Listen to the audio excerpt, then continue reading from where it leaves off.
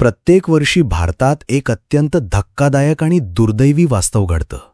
सुमारे 20,000 लोकांचा मृत्यू फक्त रेबीज या संसर्गजन्य आजारामुळे होतो. ही एक अशी जीवघेणी परिस्थिती आहे जी आधुनिक वैद्यकीय युगात सहज टाळता येऊ शकते. परंतु अजूनही अपुऱ्या जनजागृतीमुळे, अकार्यक्षम नियंत्रण उपायांमुळे आणि चुकीच्या समजुतींमुळे दरवर्षी हजारो कुटुंब पोरकी होतात. रेबीज ही लाळेमार्फत पसरणारी एक प्राणघातक विषाणूजन्य संसर्गजन्य व्याधी आहे. विशेषतः भटक्या कुत्र्यांच्या चाव्यामुळे ही लागण मानवांमध्ये होते. भारतातील अनेक भागांमध्ये भटक्या श्वानांची संख्या वेगाने वाढत असून त्यांच्यावर नियंत्रण ठेवण्यासाठी यंत्रणा कमी पडत आहेत. अनेक वेळा कुत्रा चावल्यावर लोक ते दुर्लक्ष करतात, स्थानिक उपचार करतात किंवा धार्मिक अंधश्रद्धांमध्ये अडकतात. परिणामी जेव्हा लक्षणं दिसायला लागतात तोपर्यंत खूप उशीर झालेला असतो. आणि दुर्दैव असं की एकदा रेबीजची लक्षणं प्रकट झाली की मृत्यू अटळ होतो.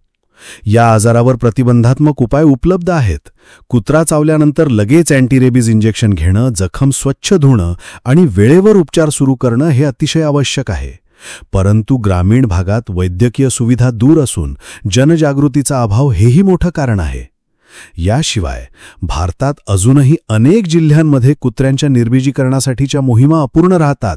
परिणामी भटक्या प्राण्यांची संख्या नियंत्रणात येत नाही. सरकार आणि स्थानिक प्रशासन यांना एकत्र येऊन या समस्येला गंभीरतेने घ्यायला हवे. शाळा, समाजसंस्था, आरोग्य केंद्रे, नगरपालिकांमार्फत नागरिकांमध्ये जागरूकता वाढवणं अत्यंत गरजेचं आहे. आज जर आपण या गोष्टीकडे दुर्लक्ष करत राहिलो तर उद्या याच भीषण आजारामुळे आणखी कोणी आपली माणसं गमावतील. रेबीजमुळे होणारे मृत्यू हे फक्त आरोग्याची नाही तर व्यवस्थेच्या अपयशाची सुद्धा साक्ष देतात. हे बदलायचं असेल तर प्रत्येकाने आपल्या पातळीवर सजग राहायला हवं. कुत्रा चावल्यास तात्काळ उपचार, भटक्या श्वानांवर नियंत्रण आणि सततची जनजागृती हाच एकमेव मार्ग आहे जेणेकरून दरवर्षी 20,000 मृत्यू ही संख्या इतिहासात जमा होईल, वर्तमानात नाही.